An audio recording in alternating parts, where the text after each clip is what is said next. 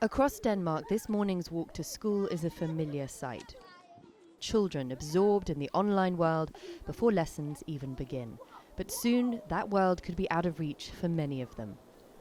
94% of under 13s here have a social media profile, despite platforms supposedly banning them. While 60% of teenage boys don't see a single friend in their free time.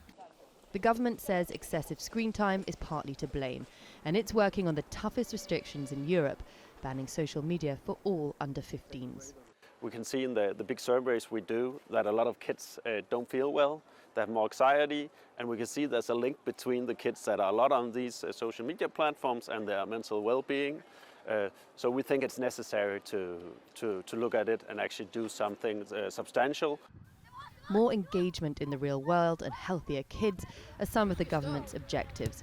Some families say Denmark is just catching up with what they already decided for themselves. So I have not allowed Olivia to be on social media, first of all, because I want her to develop her own personality outside of social media and not be affected too much of other people. I think it's a good idea because then it makes them get off their phones more.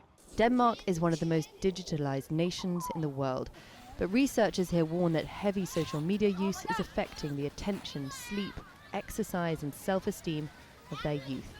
Worldwide, governments are debating stricter online protections. Australia has introduced a strict social media ban for under 16s.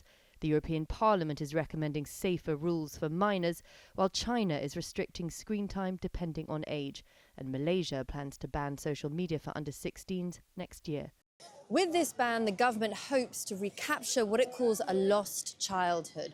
More play, deeper friendships and less time trapped in online algorithms. But the real challenge will be enforcing this ban in a world where tech companies already struggle to manage the rules they have.